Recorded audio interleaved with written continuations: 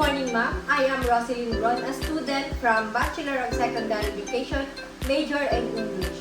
And here is my detailed lesson plan, and the other one is the depth and format lesson plan. It is about unlocking word meanings through context clues for grade 8 English. Please allow me to start.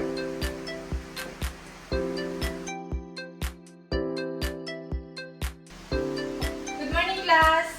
Okay, good morning. Let us start our day with a short prayer. Mr. Espana, please read the prayer. In the name of the Father, the Son, and the Holy Spirit. Amen. So, please settle down. Class, do we have any absentees today? Okay, very good. All of you are present. Before we start, I want to establish the rules in my classroom, okay? First, I don't want anyone holding a phone while I am discussing. Second and last, if anyone who has a question or you want to answer, you just raise your hands. Is that clear, student? Okay. Okay, to start, let's play a quick game called Detective Word Hunt.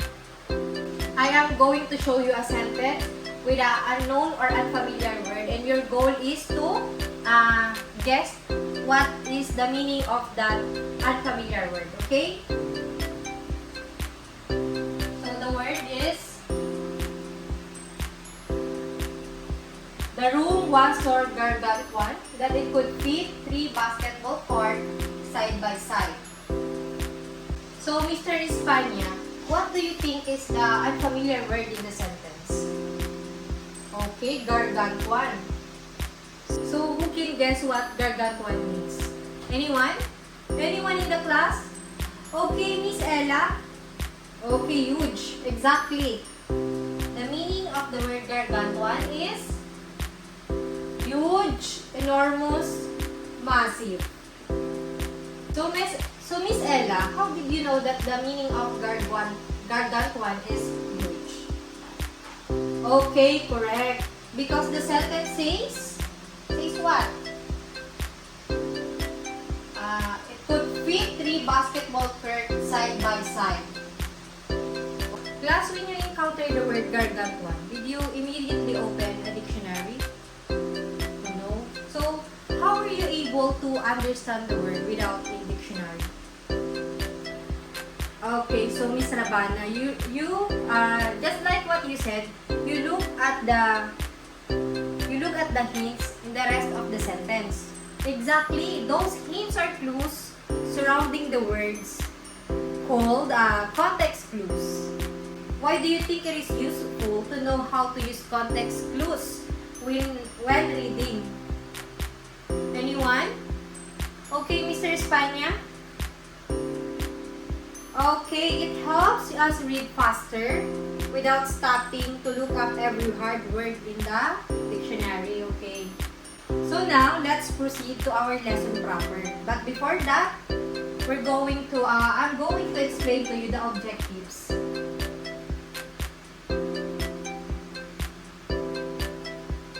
So number 1 is identify different types of context clues. Synonym, antonym, definition, example, and inference used in sentences. Second is determine the meaning of unfamiliar words using surrounding context clues. Third and last is value the importance of context clues in improving reading, comprehension, and vocabulary. So what is context clues? So, Ms. Rabana, can you please read the definition of context clues? Okay, context clues are hints that an author gives to help define a difficult or unusual word within a book or passage. So, sabi dito, ang context clues is yung mga clue that na nandun mismo sa sentence na makakatulong para maintindihan natin kung ano ang meaning ng unfamiliar word na nandun sa sentence na yun. Okay? Is that clear? Okay. We have 5 types of context clues. And these are definition, synonym, antonym, example, and inference. So now, we're going to talk about first the definition or explanation clue. Definition or explanation clue.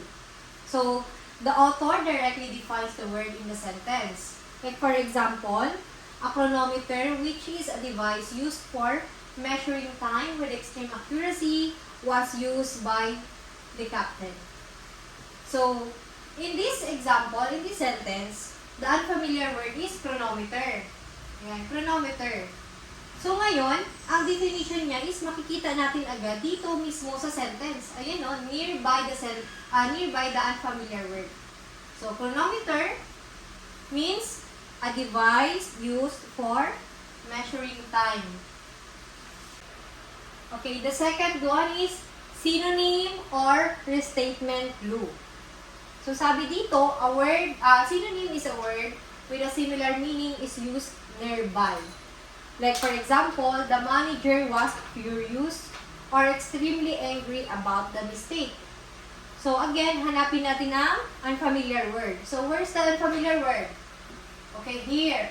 The unfamiliar word is furious.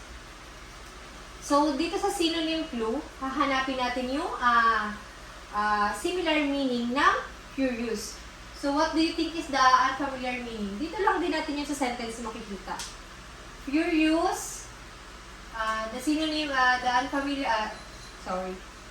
similar meaning is angry, extremely angry. So, na nagigets po natin ang synonym clue. Kapag synonym clue, ang makikita natin sa sentence is the unfamiliar word and its similar meaning. So, now let's proceed to antonym or contrast clue. So, antonym or contrast clue is a word with an opposite meaning, is used as clue, often preceded by but, however, or unlike. Like for example, unlike her gregarious sister who loves pastries, Maya is shy and quiet. So again, hanapin natin ang unfamiliar word. So, the unfamiliar word here is the gregarious. So, dito sa antonym, ang hahanapin naman natin dito is opposite meaning. So, kanina, ang hinanap natin is sa similar clue is the similar meaning. No? So, ngayon naman, sa antonym, ang hahanapin naman natin is the opposite meaning. So, here is the unfamiliar word. The opposite meaning is shy and quiet. So, diba? So, diba class, nakikita nyo na sa sentence nyo lang din mahanap yung meaning ng mga unfamiliar word. Tsaka dito sa antonym clue, ayan, gumagamit daw siya ng but, however, or unlike. So, dito sa example, ano yung ginamit? Para malaman natin siyang antonym clue, ano yung ginamit? Okay, unlike. Very good. So, now let's proceed to example clue. So, examples are given to illustrate the word's meaning, often using such as, for instance, including.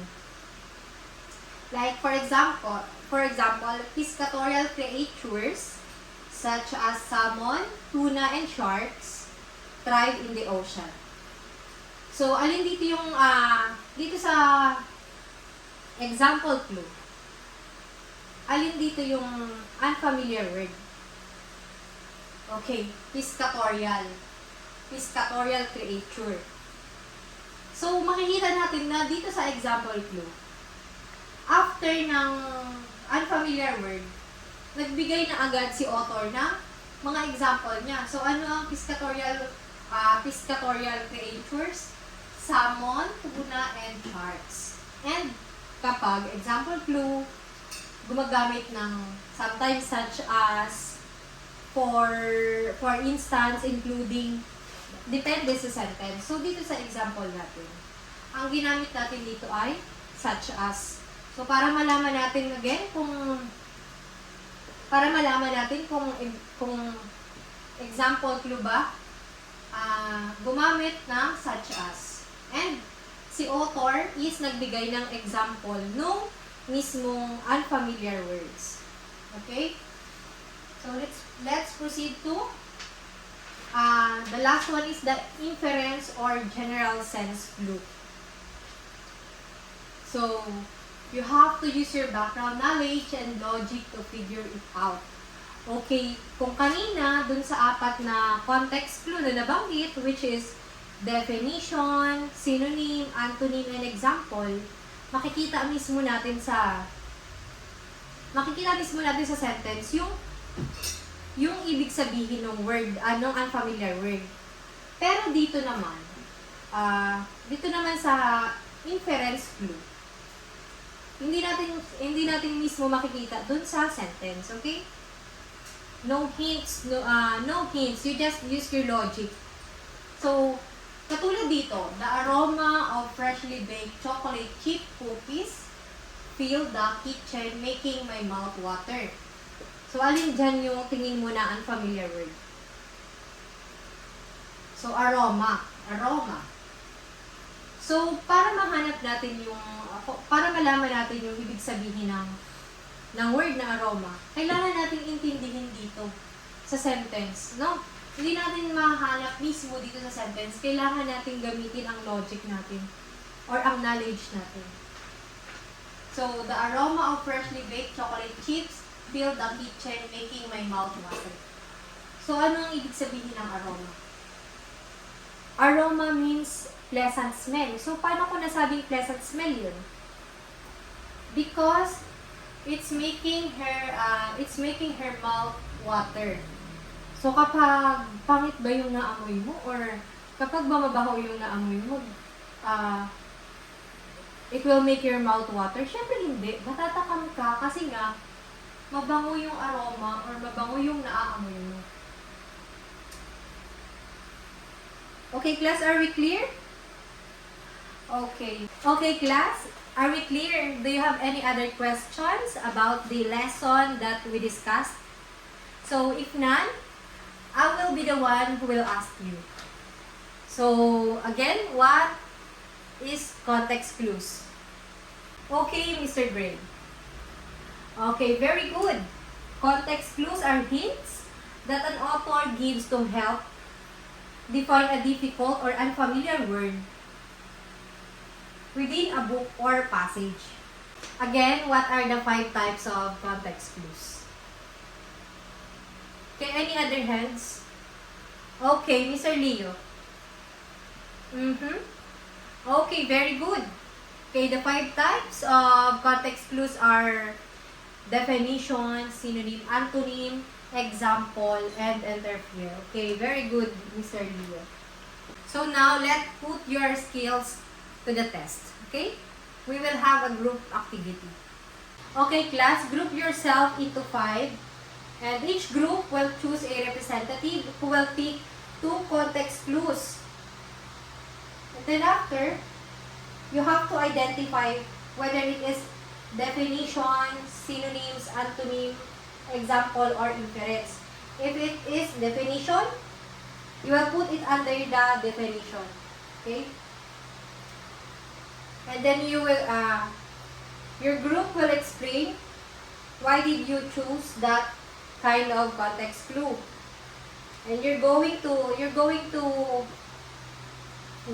find what is the context, what is the unfamiliar word in the sentence, and the meaning of that unfamiliar word. Do you understand? Okay. I will give you just 15 minutes to do that. Okay?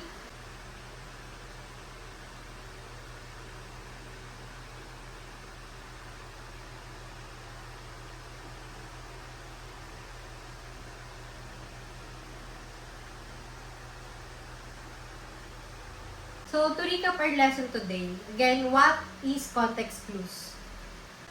Correct.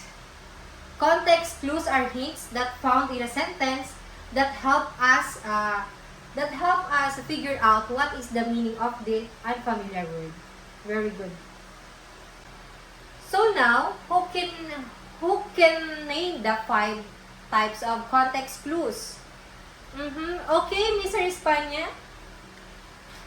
Okay, very good. The 5 types of context clues are definition, synonym, antonym, example, and inference. So, why are context clues important to grade 8 readers? Okay, exactly.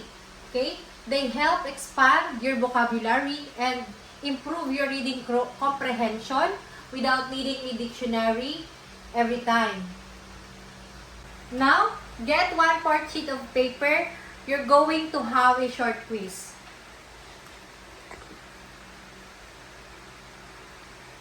Okay, finish or not finish, pass your paper. So, for your assignment, I am going to post it on Google Classroom. I hope you all learned today. Thank you and goodbye.